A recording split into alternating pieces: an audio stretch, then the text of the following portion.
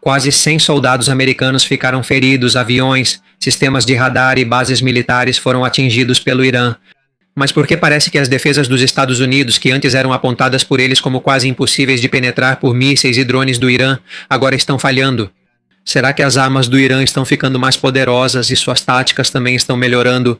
Por isso, neste vídeo, vamos discutir como o Irã consegue superar as fortes defesas dos Estados Unidos, quais novas armas eles estão usando e o quão sério e capaz o Irã é de lançar operações terrestres contra as instalações dos Estados Unidos no Oriente Médio, localizadas dentro dos países da região, de acordo com a última ameaça de um alto oficial deles. Mr. Good Vibes Shorts, isso aí. Quando um míssil iraniano atinge exatamente seu alvo, duas coisas podem ter acontecido. O sistema de defesa aérea falhou em derrubá-lo, ou pior ainda, nem sequer o detectou a tempo. Essa é agora a grande questão depois que a base aérea Muwafaq Salti em Azraq, Jordânia, foi atingida. Uma instalação utilizada pelas forças americanas sob um acordo com a Jordânia. No relatório inicial, 2 soldados americanos morreram e um está desaparecido após ataque com míssil balístico. O ataque de drone ocorreu na sexta-feira. O secretário de Estado dos Estados Unidos, Marco Rubio, disse que foi um míssil que passou, após quase todas as ameaças terem sido supostamente derrubadas. Mas quando chegou o dia 22 de julho, essa foi a parte mais preocupante. Não foi um único acidente em apenas 48 horas antes do ataque mortal. A mesma base aérea foi atingida diretamente 2 vezes. Dezenas de integrantes da base ficaram feridos. Depois disso, o Irã continuou enviando mísseis e drones que novamente foram interceptados pelas defesas aéreas da Jordânia. De acordo com o CENTCOM, dezenas de ameaças foram destruídas por eles em 17 de julho, mas também admitiram que algumas conseguiram passar e atingiram o alvo. Quando apenas um míssil consegue passar, pode-se chamar de sorte. Mas quando isso acontece repetidamente no mesmo lugar, já não é mais simples sorte. Isso já é um claro problema de defesa. Até mesmo o presidente Donald Trump deu a entender que não são apenas operadores americanos que estão controlando a defesa da base. Ele afirmou que outros operadores foram autorizados a fazer esse trabalho e houve uma ameaça que não conseguiram impedir. Ele não explicou se estava se referindo ao pessoal jordaniano, à equipe de comando conjunto, aos operadores de radar ou a outra unidade aliada, mas a mensagem é clara. Mesmo com o melhor interceptador, ele é inútil se o aviso chegar tarde. O rastreamento está errado. O radar e a unidade de disparo não estão conectados ou muitos alvos chegam ao mesmo tempo. E essa é exatamente a tática que se acredita estar sendo usada pelo interceptador. De acordo com o tenente-general jordaniano aposentado Qasid Mahmoud, o Irã pode estar enviando primeiro mísseis ou drones mais simples e baratos para confundir o radar e consumir a atenção dos defensores. Depois disso, vêm os mísseis de maior qualidade e mais precisos, que conseguem mudar de direção nos últimos 30 a 40 quilômetros antes de atingir o alvo. Na guerra moderna de mísseis, a defesa não é apenas uma questão de poder de fogo, é uma batalha contra o tempo e a cobertura do radar. Quantidade de interceptadores e velocidade de decisão. E na Jordânia, o Irã mostrou que até mesmo a poderosa defesa dos Estados Unidos ainda pode ser penetrada. O perigo maior não é apenas quantos mísseis restam no Irã, mas que tipo eles estão usando e como coordenam os ataques simultaneamente. Entre as armas mais recentes do Irã está o Khaybar-Shekan de combustível sólido, um míssil balístico de médio alcance com alcance estimado de 1.450 quilômetros, e uma ogiva capaz de manobrar enquanto se aproxima do alvo. Também possui o Fatah-1, que o Irã chama de míssil hipersônico porque, segundo eles, pode ultrapassar Mach 5 e mudar de direção na fase terminal. O Irã também mostrou o Fatah-2, mas as evidências independentes sobre seu uso real em combate ainda são limitadas. No ataque à Jordânia, ainda não há confirmação oficial se foi realmente o Fatah que atingiu o alvo, mas alguns analistas acreditam que o Irã pode ter usado o Khaybar-Shekan ou um míssil manobrável semelhante. O Irã também não dispara todos os mísseis de uma vez, eles seguem o que chamam de ataque em saturação e em camadas. Na primeira onda podem ser enviados drones do tipo Shahed, que são mais lentos e baratos, junto com mísseis simples. O objetivo não é destruir a base imediatamente, mas forçar o radar a rastrear muitas coisas ao mesmo tempo e incentivar as baterias Patriot ou outras baterias de interceptação a dispararem. Quando o radar estiver ocupado e houver menos interceptores prontos, aí sim chegarão os mísseis balísticos mais rápidos e precisos. Alguns podem mudar de direção na parte final do trajeto, então a previsão anterior do computador de defesa aérea de repente se torna incorreta. Dessa forma, o Irã não precisa derrotar cada bateria Patriot, só precisa criar mais ameaças do que o radar, e a equipe de mísseis conseguem acompanhar em alguns minutos. E não é só a Jordânia que o Irã está mirando. Eles repetidamente atacaram locais usados pelos Estados Unidos no Bahrein, Kuwait e Catar. Enquanto há ataques e também reivindicações iranianas contra instalações em Omã, no Bahrein está localizado o quartel-general da 5ª Frota da Marinha dos Estados Unidos. No Kuwait, até mesmo uma instalação de geração de energia e dessalinização de água foi atingida, causando incêndio e a perda de algumas unidades geradoras.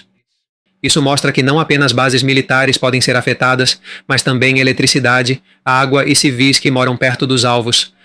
Também surgiu um relatório mais controverso vindo da Guarda Revolucionária do Irã.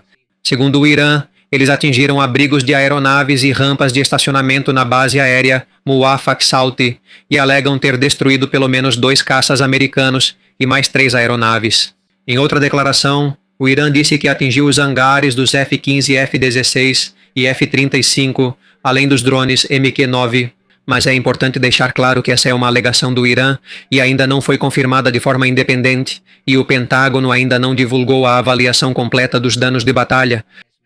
No entanto, esse tipo de dano não é impossível. Em março, a base aérea Prince Sultan, na Arábia Saudita, também foi atingida. 5 aeronaves americanas de reabastecimento aéreo foram danificadas no solo. Em outro ataque, vários aviões foram danificados. Pelo menos 15 soldados americanos ficaram feridos. E ainda foi registrada uma aeronave radar E-3 Sentry danificada. O que ocorreu na Jordânia não foi um caso isolado. O Irã está aprendendo a explorar falhas na defesa dos Estados Unidos, e a cada míssil que consegue passar, aumenta a possibilidade de mais aviões, bases e soldados serem atingidos na próxima onda. Mas não são apenas caças, radares e edifícios que se perdem a cada ataque bem-sucedido do Irã. O preço mais alto é a vida dos soldados. Os que morreram na base aérea Muwafaq Salti, o primeiro-tenente Tyler James Feehan, a soldado Isabela Gonzalez e o sargento Angel Humpersad pertenciam todos ao 10º Comando de Defesa Aérea e de Mísseis do Exército. Eles mesmos faziam parte da unidade treinada para operar e dar suporte aos sistemas que protegem contra ataques de mísseis e drones. Isso significa que o míssil que atingiu não apenas conseguiu passar pela defesa, mas também atingiu as pessoas responsáveis por manter essa defesa funcionando. Inicialmente, 2 soldados foram confirmados mortos e um estava desaparecido. Após encontrarem e identificarem seu corpo, o número de mortos na Jordânia chegou a 3.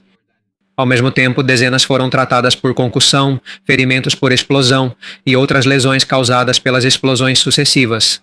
A concussão pode ser considerada leve nos registros oficiais, mas isso não significa que não tenha efeitos. Isso pode causar dores de cabeça intensas, tontura, perda de equilíbrio, problemas de memória e dificuldade para dormir. O Pentágono admitiu que quase 100 militares americanos ficaram feridos desde que os ataques aumentaram novamente em 7 de julho. Segundo eles, 96% já retornaram ao serviço, mas não informaram imediatamente em quais bases ocorreram os ferimentos.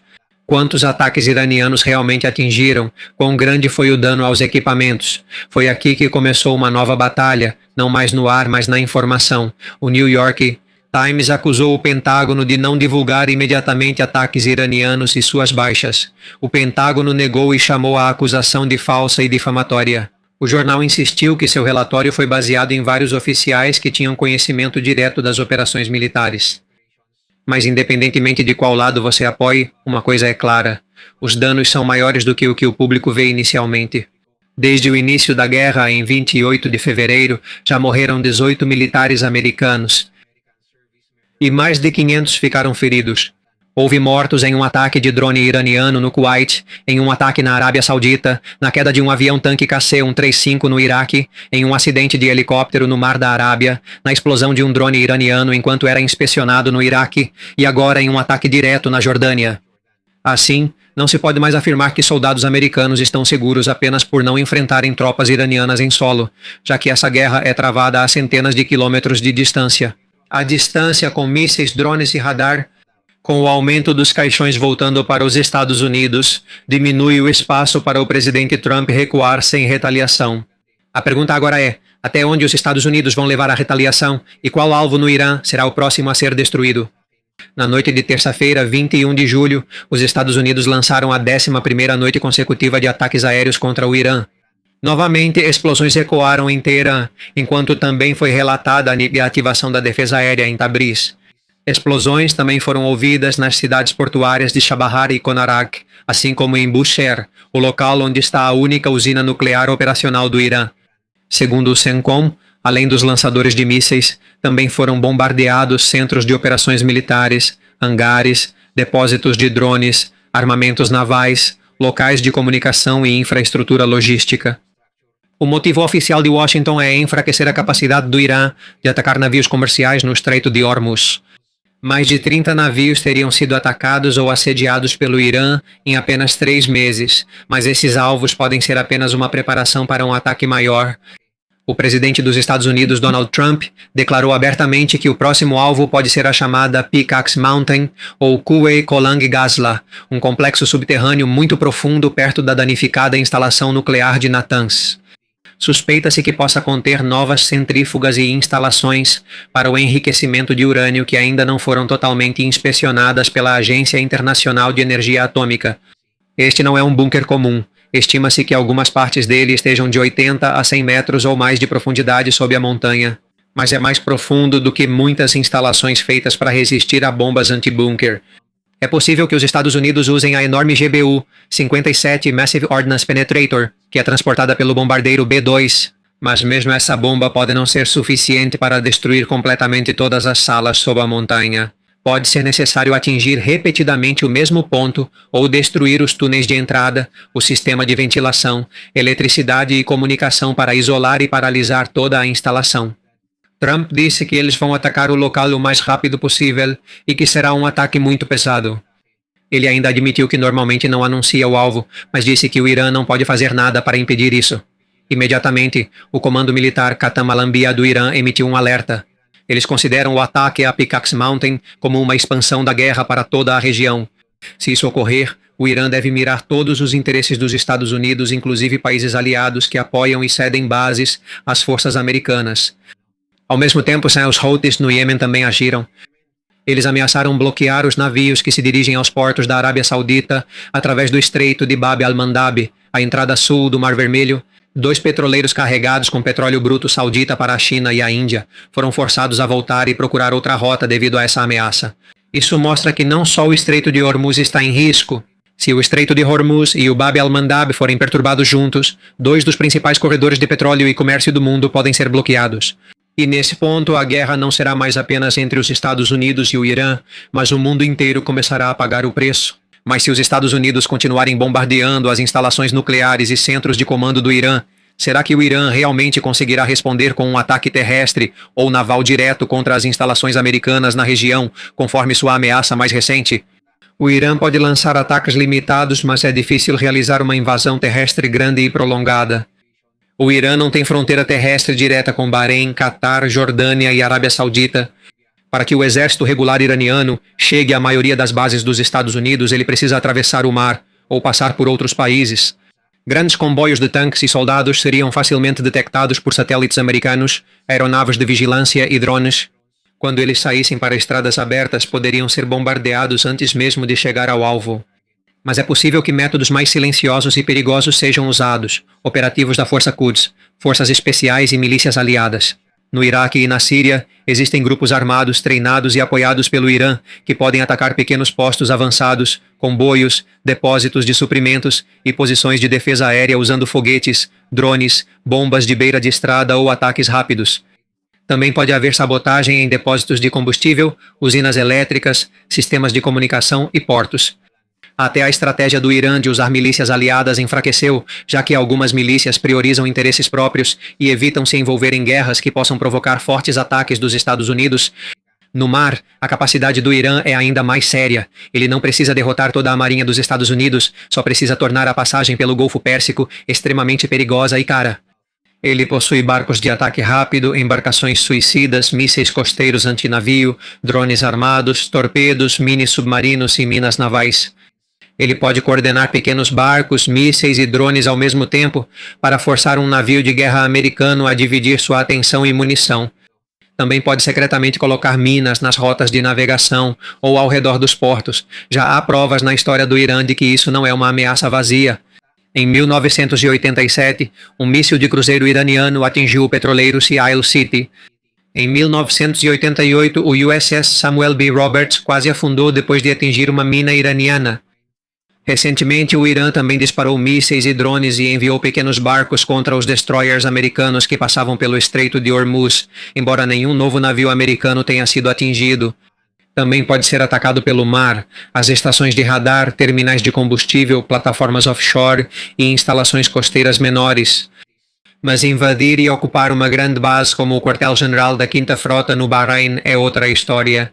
Esse tipo de assalto anfíbio exige muitos navios, cobertura aérea, suprimentos contínuos e milhares de soldados. São capacidades que o Irã não consegue proteger contra toda a força dos Estados Unidos. Por isso, nem o maior perigo não é um exército iraniano de repente ocupando o Golfo. A verdadeira ameaça são ataques simultâneos de mísseis, drones, minas, sabotagem, incursões por procuração e ataques navais em enxame vindos de várias direções. O Irã não consegue vencer uma guerra convencional direta contra os Estados Unidos, mas consegue prolongar o conflito, matar mais soldados, atrapalhar o fluxo de petróleo e o comércio, e tornar cada dia da permanência americana na região extremamente caro. E quando chegar a esse ponto, talvez não haja um verdadeiro vencedor, mas milhões de pessoas comuns certamente vão pagar o preço. Nos próximos dias, ainda é mais provável que a guerra piore do que uma paz imediata. Ataques dos Estados Unidos prosseguem enquanto o Irã ameaça retaliação maior se suas instalações nucleares forem atingidas. A diplomacia ainda não está totalmente encerrada. Mediadores propuseram um cessar-fogo de 10 dias, e Washington disse que as negociações seguem abertas.